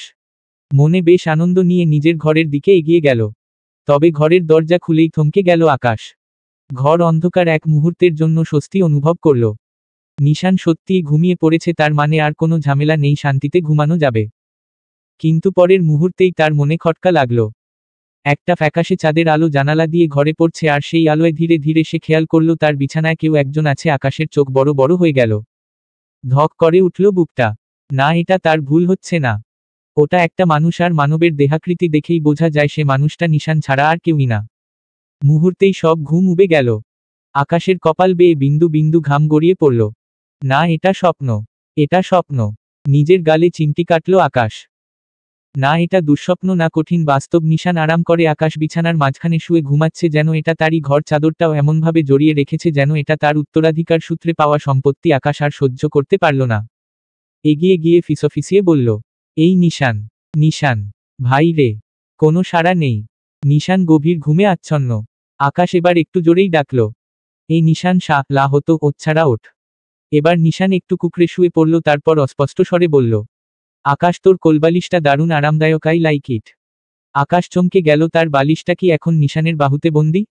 যেই কোলবালিশ দিয়ে আকাশ বউয়ের অভাব পূরণ করত, সেই বালিশ কি নিশানের শক্তপোক্ত দেহের চাপে চ্যাপ্টা হয়ে গেল? না, এবার সে আর সহ্য করতে পারল না। নিশান ভাই, এটা আমার বিছানা, আমার কোলবালিশ ছেড়ে দে ভাই। এটা আমার প্রথম বউ। নিশান এক চোখ খুলে আকাশের দিকে তাকালো, মুখে হালকা হাসি। তারপর আরো আরাম করে কোলবালিশটা বুকের মধ্যে জড়িয়ে ধরল, যেন এটা তার জন্মগত অধিকার। ওহ, প্রথম বউ? তাহলে তো আমি একদম ঠিক জায়গায় হাত দিয়েছি। আকাশ থতমত খেয়ে গেল। মানে? নিশান একদম নির্বিকার কণ্ঠে বলল, তোর প্রথম বউ এখন আমার দ্বিতীয় বউ। আকাশ হতভম্ব, তার নিঃশ্বাস বন্ধ হয়ে আসছে। ভাই, তুই কি জানিস তুই এখন যা করছিস সেটা কত বড় অন্যায়? নিশান গম্ভীর মুখে বলল, জানি তো, কিন্তু জীবন তো অন্যায় করতেই শিখিয়েছে, তাই না? আকাশ এবার সত্যি সত্যি মাথায় হাত দিল। ভাই প্লিজ, আমার বউটা ছেড়ে দে। নিশান একটু ভেবে বলল, আচ্ছা, একটা শর্তে ছাড়তে পারি। আকাশ তৎক্ষণাৎ রাজি। কি শর্ত? বল ভাই। নিশান একটা দুষ্টু হাসি দিয়ে বলল, কাল সকালে আমি ফ্রিজ খুলে দেখব সেখানে আমার জন্য স্পেশাল কিছু আছে কিনা। আকাশ কপাল চাপড়ে বলল, ভাই তুই চাঁদাবাজির একটা নতুন লেভেল চালু করেছিস। নিশান আরাম করে চোখ বুজল। বন্ধুত্ব মানে তো এই সুখে দুঃখে ভাগাভাগি। আকাশ তখনই সিদ্ধান্ত নিল কাল সকালেই সে তার কোলবালিশের জন্য আলাদা একটা আলমারি কিনবে। নিশান ধীরে ধীরে চোখ খুলল, অর্ধেকটা ঘুমিয়েই বলল, বন্ধুর বাড়ি মানে নিজের বাড়ি, বন্ধুর বিছানা মানে নিজের বিছানা। আকাশ মাথায় হাত দিয়ে বসে পড়ল বিছানার পাশে। ভাই, আমার ঘুম আসছে, আমি কোথায় ঘুমাবো? নিশান আরেকটা হাই তুলে বলল, তোকে কেউ আটকায়নি, কোথাও গিয়ে ঘুমিয়ে পড়। কিন্তু এটা আমার ঘর।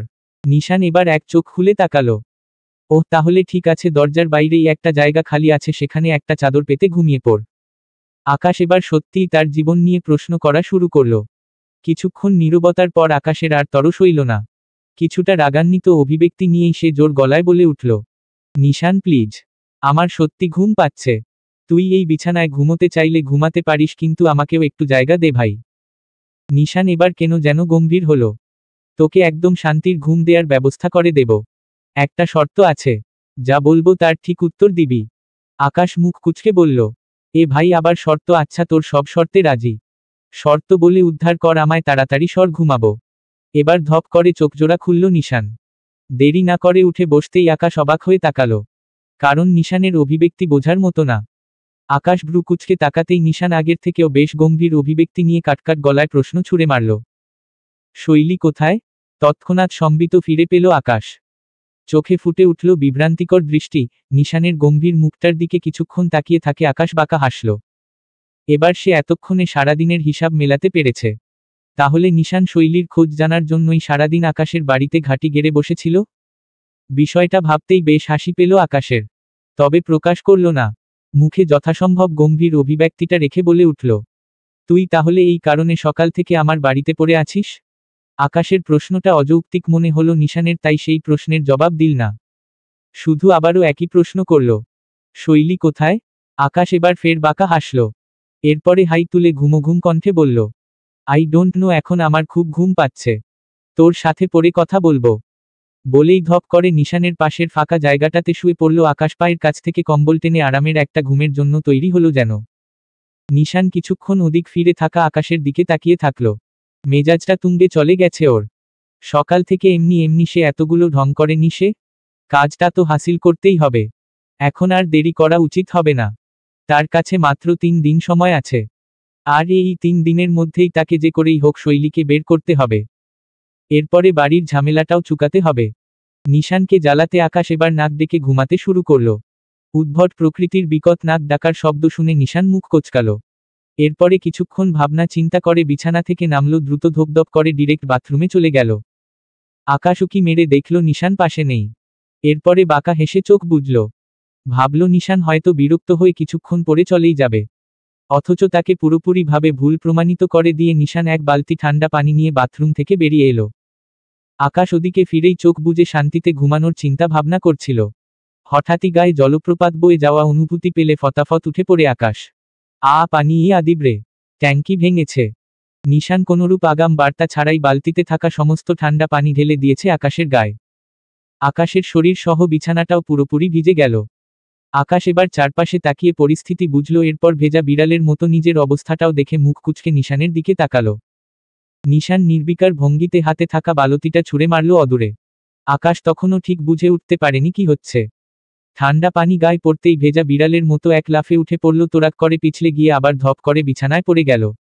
নিশান একটুও নড়ল না, ঠান্ডা গলায় বলল, মজা লাগছে? আকাশ এবার থতমত খেয়ে নিজের গা থেকে পানি ঝাড়তে ঝাড়তে বলল। ভাই এইটা অন্যায় হলো, মানুষ ঘুমাইতে গিয়া বৃষ্টিতে ভিজলে কবিতা লেখে, আর আমি তো মনে হচ্ছে ঠান্ডায় হার্ট অ্যাটাক খেয়ে ব। নিশান গম্ভীর মুখে তাকিয়ে রইল। আকাশ বুঝল এখানে মজার কিছুই হচ্ছে না। সে এবার কপাল চাপড়ে বলল, ভাই একটা কথা বলি? বলে ফেল। নিশানের কণ্ঠ একই রকম ধীর। আকাশ কাশতে কাশতে বলল, ভাই তুই আমার সাথে এত অন্যায় করলি, আমার নিরীহ ঘুমে বন্যা আনলি। কিন্তু আমি কি কখনো তোর কোনো ক্ষতি করছি? তোর কি মনে হয় আমি তোর মতো একজন ভালো মাইনষের কষ্ট চাই? আমি তোর সুখ চাই ভাই, আমি চাই তুই শান্তিতে থাক। নিশান একটু কপাল কুঁচকালো। তো তোর এই শান্তির সংজ্ঞা কি? আকাশ একটা দুষ্টু হাসি দিয়ে বলল, শান্তির সংজ্ঞা হলো আমায় একটা তোয়ালে দে, আমার বিছানার বউটা কোলবালিশটা ফেরত দে, আর তুই চুপচাপ আমার জীবন থেকে বাড়ি থেকে বিদায় হ, দোহাই লাগে তোর। নিশান এবার সত্যি সত্যি বিরক্ত হলো।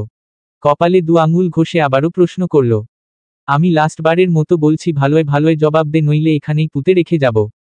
শৈলী কোথায়? আকাশ এবার সত্যি চিন্তায় পড়ল। একদিকে সে শৈলীকে কথা দিয়েছে যে কাউকে কিছু বলবে না, অন্যদিকে তার নিজেরও এখন খুব খারাপ লাগছে। আর কেউ জানুক বা না জানুক, আকাশ তো জানে যে নিশান যতই বাইরে থেকে দেমাগ দেখাক না কেন, ভেতর থেকে সে কি চায়, তার অনুভূতিটা কি, সেটা আকাশ ছাড়া আর কেউ বোঝে না। নিশানের ভেতরকার অস্থির অবস্থাটা সে বেশ ভালো করেই বুঝতে পারছে। তাই এখন নিশানকেও আর ঘোরাতে ইচ্ছা করছে না আকাশের। শৈলীকে যে নিশান খুঁজছে এতে তার একটু মজা লাগছে, কিন্তু সাথে ভয়ও করছে। সে জানে নিশান যা চায় তা করেই ছাড়ে।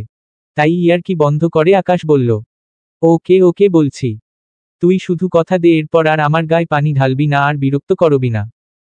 নিশান একটু ভেবে বলল, দেখি, উত্তর শুনে মুড ভালো থাকলে চিন্তা করব। আকাশ কপাল চাপড়ালো। এরপর চটপট বলল, শৈলী মামা বাড়ি গেছে। নিশান ভ্রু কুঁচকে তাকালো। আকাশ নিশানের দৃষ্টি দেখে তড়িঘড়ি করে বলল, আরে হো ভাই, এটা মামার বাড়ির আবদার না, আমি মজা করছি না, শৈলী সত্যিই মামা বাড়ি গেছে। নিশান কিছুক্ষণ নীরব থেকে অনুভূতিশূন্য অভিব্যক্তিতে ভাবল। এরপর বলল, ওর 2টো মামা আছে। কোন মামা বাড়ি? আকাশ একটু মাথা খাটিয়ে বলল, ওই গ্রামে যেই মামা থাকে। নিশান এবার ভ্রু কুঁচকে বলল, গ্রামের নামটা? এবার যেন আকাশ মহা বিপদে পড়ল। সেই সময় অত রাতে তাড়াহুড়ো করে সে শুধু শৈলীকে গাড়িতে তুলে দিয়েছিল। গ্রামের নামটা তার কাছে একটু কঠিনই লেগেছিল। এই জন্য টিকিট কাটার পরেও সে ভুলে গেছে গ্রামের নামটা। তবে গ্রামের নামের শেষে পুর আছে এটা সে জানে। কিছুক্ষণ মাথা খাটিয়ে সে মনে করার চেষ্টা করল গ্রামের নামটা। অবশেষে আবছা আবছা মনে পড়লে আকাশ আমতা আমতা করে বলল, ওই যে কি যেন নামটা, দ্বারা বলছি। নিশান আবারও ভ্রু কুঁচকাল। আকাশ হঠাৎ করেই জিজ্ঞেস করল, এই নিশান, ওই রেপুটেশনের বাংলাটা কি যেন? নিশান ফট করে বলল, সুনাম। আকাশ এবার খুশিতে লাফিয়ে বলল, হ্যাঁ হ্যাঁ রাইট, রেপুটেশনপুর না মানে সুনামপুর। হ্যাঁ ওখানেই। আমার জানামতে ও সুনামপুর নামক কোনো একটা গ্রামে আছে। নিশান আকাশের কথা শুনে কয়েক সেকেন্ড স্থির দাঁড়িয়ে রইল। গভীর দৃষ্টিতে তাকিয়ে যেন বিচার করে দেখল আকাশ সত্যি বলছে নাকি আগের মতোই ফাজলামো করছে। আকাশও চুপ মেরে গেল, মনে মনে ভাবল যদি কিছু ভুল বলে ফেলি তাহলে আবার গোসল করিয়ে দেবে। নিশান ধীর গলায় বলল, সুনামপুর? আকাশ সাথে সাথে মাথা নাড়ল। হ্যাঁ ভাই, একদম কনফার্ম, আমার কোলবালিশের দিব্যি। নিশান এবার হাত দুটো বুকের সামনে গুটিয়ে নিল, গম্ভীর গলায় বলল, তুই কি জানিস সুনামপুর কত দূর? আকাশ ইতস্তত করল, মানে খুব বেশি না, কিন্তু খুব কমও না। নিশান ঠান্ডা স্বরে বলল, তোর এই অস্পষ্ট উত্তর থেকে আমি বুঝতে পারছি তুই কিছুই জানিস না। আকাশ কাদো কাদো গলায় বলল, না রে ভাই, সত্যি শৈলী সুনামপুরে আছে। নিশান মুহূর্তেই চোখে এক অদ্ভুত আগুন নিয়ে তাকালো। তুই নিশ্চিত? হ্যাঁ হ্যাঁ নিশ্চিত, আমি মিথ্যা বললে তো আর বাঁচব না, তাই না? নিশান কিছুক্ষণ আকাশের চোখের দিকে তাকিয়ে রইল, তারপর চুপচাপ উঠে দরজার দিকে হাঁটল। আকাশ হতভম্ব হয়ে বলল, এভাবে হুট করে চলে যাচ্ছিস? একটা ধন্যবাদও দিবি না? আজকালকার মানুষ। নিশান দরজা খুলতে খুলতে বলল, ধন্যবাদ ধুয়ে কি পানি খাবি? আকাশ মাথা দুদিকে ঝাঁকালো, যার অর্থ সে খাবে না। এরপর হালকা কাশি দিয়ে বলল, ভাই একটা কথা, আসল কথা তো হলো তুই যখনই যাত্রার সিদ্ধান্ত নিবি আমারে একটু জানাইস। আমি তোর বিদায় অনুষ্ঠানে ফুল ছিটিয়ে শুভযাত্রা বলবো। কিন্তু এখন দয়া করে এই আকাশে ঘুমাইতে দে। নিশান এবার হালকা চোখ সরু করল, তোর ঘুমের বড় দরকার বুঝি? আকাশ একগাল হাসল, হ্যাঁ ভাই একদম। নিশান ঠান্ডা গলায় বলল, তাহলে ভালো করে ঘুমিয়ে নে, কারণ সকালে আমরা সুনামপুরের উদ্দেশ্যে রওনা হচ্ছি। আকাশের মুখ থেকে হাসিটা উধাও হয়ে গেল। চোখ বড় বড় করে বলল, কি? আমরা? What do you mean by আমরা? নিশান এবার ধীর পায়ে বিছানার দিকে এগিয়ে এসে কোলবালিশটা হাতে তুলে নিল, বলতে গেলে ছিনিয়ে নিল। তারপর খুব স্বাভাবিকভাবে বলল, হ্যাঁ, তুই এত জানিস, যেহেতু এত খবর রাখিস তাই তোকেও সঙ্গে নিয়ে যাচ্ছি। প্ল্যানটা তো তুই করেছিস, তাই না? আকাশ তৎক্ষণাৎ উঠে বসে বলল, না ভাই, আমি নির্দোষ ভাই। প্ল্যান তো তোর ঘরেরটা করেছে। কিন্তু নিশান, আমি ভাবছিলাম তুই একা যাবি, আমি তো। নিশান বাঁকা হাসল।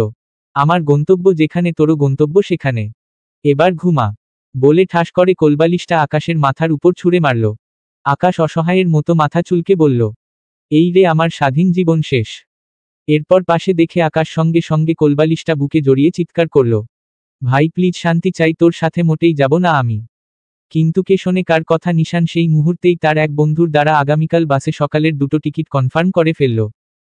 আকাশ তখনও কোলবালিশটা শক্ত করে জড়িয়ে ধরে বসেছিল, যেন ওটাই তার শেষ রক্ষা কবচ। নিশান শান্ত ভঙ্গিতে ফোন রেখে তার দিকে তাকালো। ভাই, বললাম তো আমি তোর মতো খাটাসের সাথে যাব না। আকাশ কাদো কাদো গলায় বলল। নিশান হালকা হাসল, তুই আমার সাথে যাবি না, কিন্তু টিকিট তো কনফার্ম। আকাশ হতভম্ব হয়ে বলল, এটা তো জোর জবরদস্তি। নিশান গম্ভীর স্বরে বলল, ঠিক বলেছিস, জোর করেই নিয়ে যাব।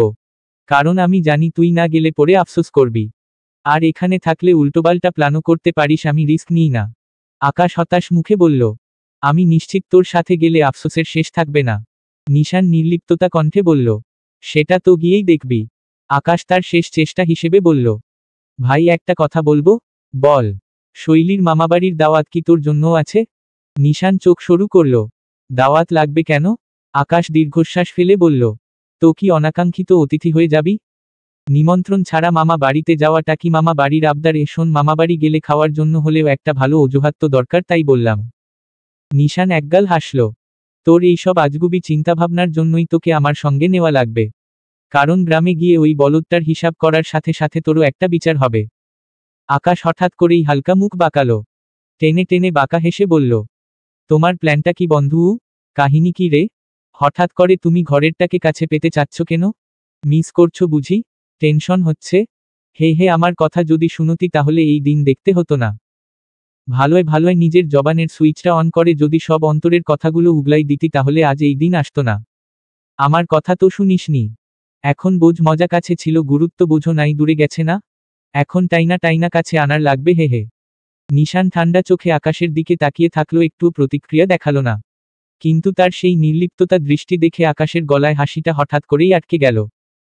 সে বোঝে নিশান যত চুপচাপ থাকে বিপদ তত বেশি ঘনিয়ে আসে।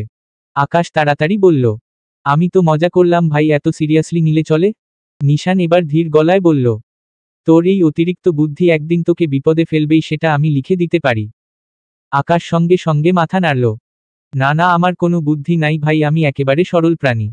নিশান বাঁকা হাসল, সেটা খুব ভালো করে জানি, তাই তোকে সঙ্গী করছি। আকাশ মাথায় হাত দিয়ে বলল, তা তো আমিও ভালো করেই জানি, তবে আমি বুঝতে পারছি আমার ভাগ্যে কালকে কোনো শান্তি নেই। নিশান এবার কিছুটা অদ্ভুত ক্লান্ত স্বরে বলল, আমার ভাগ্যেও নেই। আকাশ কৌতূহলী চোখে তাকালো, কেন? জানি না। আচ্ছা, তোর কি মনে হয়? তুই কি নিশ্চিত জানিস শৈলী তোকে দেখে খুশি হবে? নিশান এক মুহূর্ত চুপ করে রইল, তারপর আস্তে আবারও বলল, জানি না। আকাশ অবাক হয়ে বলল, কি, তোর মতো মানুষ জানে না? বলিস কি? নিশান এবার গভীর দৃষ্টিতে তাকালো, যেন নিজের ভেতরের কোনো কথা আটকে আছে। কয়েক সেকেন্ডের নীরবতার পর নিশান হঠাৎ করেই অন্যমনস্ক হয়ে বলল, কথাটা ভুল নয়। আমার ওর অস্তিত্ব দরকার। ওর উপস্থিতি আমার ভীষণ দরকার। তবে ওর জন্যে নয়, নিজের জন্য। শৈলীকে আমার নিজের স্বার্থেই দরকার। বাঁচতে চাই আমি। আকাশ হতভম্ব হয়ে নিশানের দিকে তাকিয়ে রইল।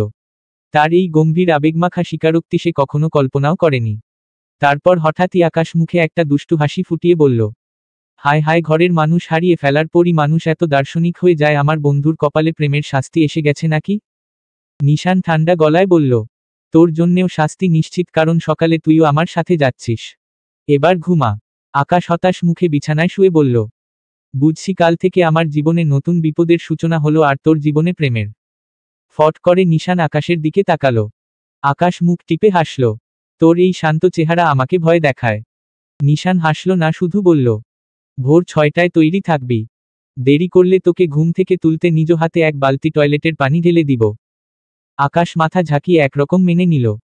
ঠিক আছে বসো, তোর হাতে মা খাওয়ার চেয়ে বাসে উঠে বমি করতে করতে গ্রামে যাওয়া অনেক ভালো। নিশান কিছু না বলে দরজা খুলে বেরিয়ে গেল আর আকাশ কোলবালিশটা বুকে জড়িয়ে অসহায়ের মতো তাকিয়ে রইল। তবে মনে মনে বেশ খুশিও হলো। সে তো এটাই চাইছিল। এবারই তো গল্পে আসল টুইস্ট আসবে। আকাশ এবার গুনগুন করে গেয়ে উঠল, চুপি চুপি ভালোবাসা বলে যায় কানে কানে, ভাসাতে এলাম তোমায় মধুরে প্রেমের গানে। মিমি বারান্দার রেলিং ধরে ধীরে ধীরে দুলছে, আকাশের দিকে চেয়ে আছে একদৃষ্টিতে। রাত 2টো বাজে, পুরো বাড়িটা নীরব, শুধু দূর থেকে কোথাও একটা কুকুরের হালকা ঘেউ ঘেউ শোনা যাচ্ছে। তার ঠোঁট নিচের দিকে নেমে আছে, মুখের অভিব্যক্তি একদমই মলিন। মিমি ভেতর থেকে একটা দীর্ঘশ্বাস বের করে আনল। নিজের হাতের আঙুলগুলো একটার পর একটা চেপে ধরে রেখে বলল, কেন যেন সবকিছু কেমন অগোছালো লাগছে। বারান্দার রাতের ঠান্ডা হাওয়া মিমির চুল এলোমেলো করে দিচ্ছে। গলায় একটা ভারী অনুভূতি, বুকের ভেতর কেমন যেন চিনচিনে ব্যথা। নিশান তাকে ভালোবাসে না, এই সত্যিটা সে অনেক আগেই জানত, কিন্তু আজ যেন সেটা আবার নতুন করে উপলব্ধি করছে। আকাশের দিকে তাকিয়ে মিমি ফিসফিস করে বলল, আমি আপনাকে ভালোবাসি নিশান ভাই, কিন্তু আপনি কেন বাসলেন না? কোনো উত্তর নেই, কেবল বাতাসের শব্দ। চোখের কোনায় জমে থাকা পানি সে তাড়াতাড়ি মুছে ফেলল। মিমি, কেন আমি এতটা আশা করে ফেলেছিলাম? মিমি ধীরে ধীরে উঠে দাঁড়ালো, একবার নিজের ঘরের দিকে তাকালো, তারপর আকাশের দিকে। আজ থেকে সে আর কাঁদবে না। নিশান তাকে ভালোবাসে না, এটাই বাস্তবতা। আর এই বাস্তবতা মেনে নিয়েই তাকে বাঁচতে হবে। তার মনে পড়ে নিশানের চোখের দৃষ্টি, যা কখনোই তার জন্য কোমল হয়নি। সে হাসলে নিশান হাসত, কথা বললে উত্তর দিত, কিন্তু তাতে কোনো বিশেষ অনুভূতি ছিল না। শুধু এক ধরনের সৌজন্যতা, বড় ভাইয়ের মতো আচরণ। আর আজ সে নিশ্চিত হয়ে গেছে, নিশানের হৃদয়ে যে অনুভূতি আছে সেটার নাম ভালোবাসা, কিন্তু সেই ভালোবাসার অধিকারিণী সে নয়। হয়তো অন্য কেউ, কিন্তু কে? হঠাৎ করেই মিমির মনে পড়ল রিমির কথাটা। হতে পারে নিশান অন্য কাউকে ভালোবাসে? কিন্তু কাকে? কে হতে পারে? এমন প্রশ্ন উকি দিল মিমির মনে। এটা জানতেই হবে তাকে। নিশান আসলেই নাছোড়বান্দা। ঠিক ভোর 5টার সময় ঘুমন্ত আকাশকে তুলে নিয়ে বাসস্ট্যান্ড নিয়ে এসেছে সে। বলতে গেলে পুরো রাস্তায় ঘুমোতে ঘুমোতেই আকাশ এসেছে। তাদের সুনামপুর গ্রামে ঢুকতে ঢুকতেই সকাল হয়ে যায়। আবছা ফর্সা আকাশ, হালকা কুয়াশার চাদর এখনো পুরোপুরি সরেনি, বাতাসে সোদা মাটির গন্ধ লেগে আছে। দূরের ধানক্ষেতে শিশির জমে রোদে চিকচিক করছে, গাছের পাতাগুলো যেন ভেজা সবুজে উজ্জ্বল হয়ে উঠেছে। পাখির ডাক একটার পর একটা ভেঙে দিচ্ছে গ্রামের নিস্তব্ধতা, আর মাঝে মাঝে হালকা শীষ বাজিয়ে বাতাস ছুটে যাচ্ছে বাঁশবাগানের ভেতর দিয়ে। বাসটা ধীরে ধীরে থামল কাঁচা রাস্তার ধারে একটা ছোট্ট স্ট্যান্ডের সামনে। দুপাশে চায়ের দোকান, একজন দোকানি মাটির কাপ হাতে গরম ধোয়া ওঠা চা ঢালছিল। বাসের দরজা খুলতেই সবার আগে নামল নিশান। তার চোখ একবারে চারপাশে ঘুরে গেল, যেন জায়গাটা বিশ্লেষণ করে নিচ্ছে। পেছনে পা টেনে টেনে নামল আকাশ, গা ঢিলা আর চেহারায় একগাল বিরক্তি। কারণ তার হাতেই 2টো ব্যাগ ধরিয়ে দিয়েছে নিশান। আকাশ মুখ টিপে হাই তুলতে তুলতে বলল, গ্রামে সকালবেলা এত শব্দ হয় কেন ভাই? নিশান ঠান্ডা গলায় বলল, শহরের মতো এখানে সবাই দুপুর অবধি ঘুমায় না। আকাশ মাথা নাড়ল। শহরটাই ভালো ছিল, কই একটা মোবাইল টাওয়ারও দেখা যাচ্ছে না, মানুষজনও নেই ভাই, এখানে আমাদের কেউ চেনে না, প্লিজ চল, এখনো ফেরত যাওয়ার সময় আছে। নিশান কোনো উত্তর দিল না, শুধু একবার দৃষ্টি ঘুরিয়ে নিল পুরো রাস্তার দিকে। সামনে মাটির রাস্তা, দুপাশে লম্বা তালগাছ দাঁড়িয়ে আছে এক সারিতে। একটু দূরে একটা ভ্যানগাড়ি আসতে দেখা যাচ্ছে, হয়তো কোনো বাজারের মাল নিয়ে যাচ্ছে। আকাশ মুখ বাঁকিয়ে বলল, ভাই অন্তত একটা ভ্যান বা অটো তো ঠিক করে নে, হেঁটে গেলে আমার জীবন এখানেই শেষ। বলতে বলতেই আকাশের হঠাৎ কিছু একটা মনে পড়ল। তৎক্ষণাৎ সে তাকালো নিশানের দিকে, বড় বড় চোখ করে অবাক হয়ে বলল, নিশান আমরা তো চলে এলাম, কিন্তু এখন এখান থেকে যাব কই? শৈলীর মামা বাড়ি তো চিনি না, এখানকার কাউকেই তো চিনি না। নিশান এবার সামান্য বাঁকা হাসল, তারপর চোখ সরু করে দূরের রাস্তার দিকে তাকালো।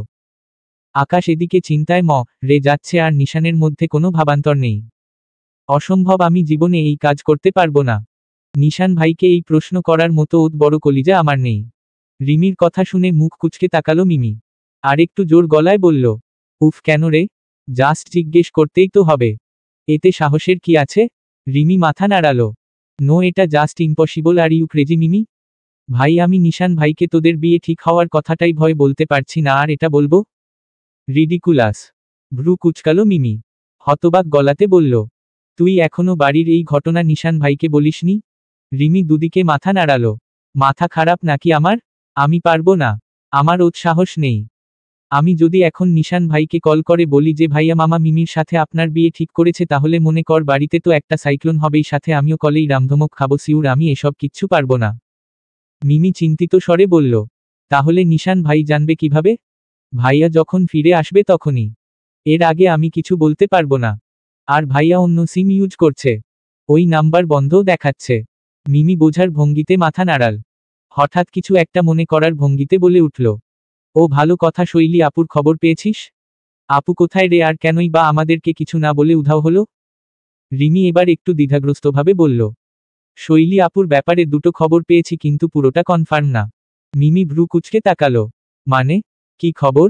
রিমি একটু ইতস্তত করল, তারপর নিচু গলায় বলল, প্রথমটা হলো শুনেছি আপু নাকি গ্রামে গেছে মামাবাড়িতে। আর দ্বিতীয়টা হলো আপুকে নাকি মা পাঠিয়েছে। মানে আমার সন্দেহ সঠিক। মা সব জানে অথচ মিথ্যে বলেছে। মিমি চোখ বড় করে বলল, কি হো, মা জানে? তাহলে বলল না কেন? আর আপু হুট করে গ্রামে চলে গেল কেন? রিমি কাঁধ ঝাঁকালো, আমি ঠিক জানি না। কিন্তু কিছু একটা হয়েছে, না হলে আপু এভাবে হুট করে চলে যাবে কেন? আর সে তো আমাদের কাউকে কিছুই বলেনি, মাও সব জেনে চুপ আছে। আমি হিসাব মেলাতে পারছি না। মিমির মনের ভেতর অস্বস্তি বাড়তে লাগল। সে ভেবেছিল নিশান ভাইকে নিয়ে চিন্তাই তার সবচেয়ে বড় সমস্যা, কিন্তু এখন শৈলী আপুর আচরণেও কিছু একটা লুকিয়ে আছে বলে মনে হচ্ছে। মিমি কিছুক্ষণ চুপ থেকে বলল, নিশান ভাইকেও তো এটা জানা দরকার, তাই না? নিশান ভাই কি জানে? রিমি এবার মাথা নেড়ে বলে, জানে, আর আমার মনে হয় নিশান ভাইয়া হয়তো আপুকেই খুঁজতে গেছে। কিন্তু বাড়ির খবর এখন আমি ভাইয়াকে দিতে পারবো না। নিশান ভাইকে এই সব নিউজ একসাথে দিলে আমি আগেই বলে রাখছি ঘর বাড়ি উল্টে যাবে। মিমি এক গভীর শ্বাস নিয়ে বলল, ঠিক আছে। এরপর আবারও দু বোন বই গোছাতে ব্যস্ত হলো। তবে মিমিকে দেখে মনে হলো সে বেশ চিন্তায় আছে। মিমি এবার চিন্তাভাবনা করা শুরু করল। সে বই গোছানোর ভান করলেও আসলে তার মন একদমই ওদিকে নেই। মাথার ভেতর সব গুলিয়ে যাচ্ছে। নিশান ভাই কি সত্যি শৈলী আপুকে খুঁজতে গেছে? যদি তাই হয় তাহলে কেন? শৈলী আপু তো হুট করেই চলে গেছে, এটাই বা কেন? আর নিশান ভাই সে তো সাধারণত কারো ব্যাপারে এত বেশি মাথা ঘামায় না, তাহলে শৈলী আপুর ব্যাপারটা আলাদা কেন? এটা সর্বদাই হয়ে এসেছে। না চাইতেও মিমির মাথায় হঠাৎ একটা অদ্ভুত চিন্তা খেলে গেল। নিশান ভাই, শৈলী আপুকে কি ভা? চিন্তাটা আসার সাথে সাথেই মিমি চমকে গেল, দ্রুত নিজের হাত দিয়ে মুখ চেপে ধরল। কি ভাবছে সে, এটা কি আদৌ সম্ভব? নিশান ভাই আর শৈলী আপু কি আসলেই? এটা কি সত্যি? তাড়াতাড়ি মাথা ঝাঁকিয়ে ভাবনাটা দূর করতে চাইল মিমি, কিন্তু এবার সেই চিন্তা আরও শক্তভাবে আঁকড়ে ধরল তাকে। অতীতের সমস্ত ঘটনা মেলানো শুরু করল। শৈলী আপুর হঠাৎ প্রস্থান, এই ঘটনা জানার পরেও মায়ের চুপ থাকা। নিশান ভাই আর আমার বিয়ে ঠিক হওয়ার আগে দিনই শৈলী আপু চলে গেছে, কাউকে কিছু না বলেই। সমস্ত ঘটনা একে একে মেলাতে চাইল মিমি। নিশান ভাই তো আসলেই সাধারণত এতটা ব্যস্ত হয়ে পড়েন না। কিন্তু শৈলী আপুর ব্যাপারে সে এতটা উদ্বিগ্ন কেন? তাকেও কি শুধু বোনের খাতিরে? নাকি এর পেছনে অন্য কিছু লুকিয়ে আছে? মিমি নিজের বুকের মধ্যে অদ্ভুত উত্তেজনা অনুভব করল। যদি সত্যিই নিশান ভাই শৈলী আপুকে ভালোবাসে তাহলে ব্যাপারটা অন্যরকম হয়ে যাবে, কিন্তু শৈলী আপুও কি? মিমি এবার বইয়ের দিকে আর এক মুহূর্তও তাকিয়ে থাকতে পারল না। সে সঙ্গে সঙ্গে রিমির দিকে ফিরে বলল, রিমি, একটা প্রশ্ন করব? রিমি বই গোছাতে ব্যস্ত ছিল, সে হতাশ গলায় বলল, আবার কি? মিমি মাথা নামিয়ে ঠোঁট ভিজিয়ে নিল, গলার স্বর নামিয়ে সন্দিহান কণ্ঠে জিজ্ঞেস করল, আচ্ছা তোর কি মনে হয় বাই এনি চান্স নিশান ভাই কি শৈলী আপুকে ভালোবাসে? তৎক্ষণাৎ স্তব্ধ হলো মিমি। চলন্ত হাত দুটোও ফ্রিজ হয়ে গেল। কয়েক সেকেন্ড সে কোনো কথা বলতে পারল না। তারপর ধীরে ধীরে মাথা তুলল, বিস্ময় ফ্যালফ্যাল করে তাকিয়ে বলল, কি বললি? রিমির চোখ বিস্ময় বড় হয়ে গেল, পুরোপুরি হতবুদ্ধি হয়ে গেল সে। যেন নিজের কানকেও বিশ্বাস করতে পারছে না। হাতে ধরা বইটা প্রায় পড়ে যাওয়ার জোগাড়। সে অবিশ্বাস্য দৃষ্টিতে মিমির দিকে তাকিয়ে রইল। কয়েক সেকেন্ড চুপ থেকে অবিশ্বাসের স্বরে বলল, কি বললি? নিশান ভাই শৈলী আপুকে ভালোবাসে? মিমি নিজেও যেন বিশ্বাস করতে পারছিল না যে সে এভাবে প্রশ্নটা করে ফেলেছে। কিন্তু এবার যখন মুখ দিয়ে বেরিয়েই গেছে তখন এটা নিয়ে ভাবতেই হবে। তুই এটা কিভাবে ভাবলি মিমি? মিমি কিছুটা অপ্রস্তুতভাবে বলল, আমি জানি না। মানে আমি তো কেবল হিসাব মেলানোর চেষ্টা করছিলাম। সবকিছু ভাবতে ভাবতে হঠাৎ মনে হলো, যদি সত্যিই এমন হয়। রিমি এবার পুরোপুরি বই ফেলে দিয়ে মিমির দিকে ঘুরে বসল। তোর মনে হলো? মানে নিশান ভাই আর শৈলী আপুর মধ্যে এমন কিছু থাকতে পারে বলে তোর মনে হচ্ছে? মিমি ধীরে মাথা নাড়ল। সে বুঝতে পারছে কথাটা বলা যত সহজ ছিল সেটা মেনে নেওয়া ততটাই কঠিন। রিমি এবার একটু চিন্তিত মুখে বলল, সত্যি বলতে আমি কখনো এভাবে ভাবিনি। কিন্তু এখন সব কাহিনী দেখে আমারও কেমন যেন সন্দেহ হচ্ছে। নিশান ভাই তো কখনো এতটা ব্যস্ত হয়ে পড়েন না কারো জন্য। তাহলে শৈলী আপুর ব্যাপারে এত সিরিয়াস কেন? যদিও এটা প্রথম থেকেই, মিমি চাপা গলায় বলল। আর শুধু তাই নয়, শৈলী আপু আমাদের বিয়ে ঠিক হওয়ার আগের দিনই হঠাৎ চলে গেল আর মাও বিষয়টা জানে। রিমি এবার গভীরভাবে চিন্তায় পড়ে গেল। কথাগুলো যেন একটার পর একটা মিলে যেতে লাগল। শৈলী আপুর আচরণ, নিশান ভাইয়ের উদ্বেগ, আর সবচেয়ে বড় কথা মা সব জানে অথচ কিছু বলছে না, তাহলে কি নিজের মেয়ের ভালোবাসা রক্ষার্থেই? হঠাৎ রিমি নিচু গলায় বলল, মিমি আমার মনে হয় তুই সত্যিই কিছু একটা ধরতে পেরেছিস। মিমির গলা শুকিয়ে গেল। মানে? রিমি এবার এক নিঃশ্বাসে বলল, মানে আমি নিশ্চিত না। কিন্তু যদি সত্যিই নিশান ভাই শৈলী আপুকে ভালোবাসে তাহলে আমাদের জন্য অনেক বড় সমস্যা অপেক্ষা করছে। মিমির বুক ধক করে উঠল। সে কি সত্যিই এমন কিছু আবিষ্কার করে ফেলেছে যেটা বদলে দেবে তাদের সবার জীবনের হিসাব? রিমি এবার নিঃশ্বাস ছেড়ে মাথা নেড়ে বলল, তাহলে ভাবতে পারছিস আমাদের বাড়িতে কি হতে চলেছে? মিমি গম্ভীর মুখে বলল, আমি জানি রিমি। এই কথাটা যদি সত্যি হয় তাহলে এই বিয়ে নিয়ে এমন এক সমস্যা হবে যা আমরা কল্পনাও করতে পারছি না। রিমি হতাশ গলায় বলল, তাই তো আমাদের বাড়িতে এমনিতেই সবকিছু সবসময় টানটান থাকে। তার ওপর যদি নিশান ভাই সত্যিই শৈলী আপুকে ভালোবাসে তাহলে কি এ বিয়েতে রাজি হবে কেউ? মামা মামি এটা মেনে নেবে? মিমি এবার আরো গভীর চিন্তায় পড়ে গেল। সে জানত নিশান ভাই কখনোই জোর করে কিছু মানতে চায় না। আর যদি সে সত্যিই শৈলী আপুকে ভালোবাসে তাহলে? রিমি কাঁধে হাত রাখল। আমরা কি কিছু করব? নাকি অপেক্ষা করব? মিমি গভীর শ্বাস নিয়ে বলল, ছাড়া উপায় নেই রিমি। কারণ যা ঘটতে যাচ্ছে সেটা হয়তো আমাদের কল্পনার চেয়েও বড় কিছু হতে চলেছে, আপাতত চুপ থাকা ভালো। আর আমি? রিমি ভ্রু কুঁচকে বলল, আর তুই কি? মিমি একটা বড় শ্বাস ফেলে বলল, আমি আমার আর নিশান ভাইয়ের বিয়ের আলোচনাটা বন্ধ করার চেষ্টা করছি। জোর করে কোনো কিছু পাওয়ার ইচ্ছে নেই আমার। আর যদি শৈলী আপু ও নিশান ভাইকে ভালোবেসে থাকে তবে আমি হাসিমুখে সব ভুলে যাব। চলবে। দুতি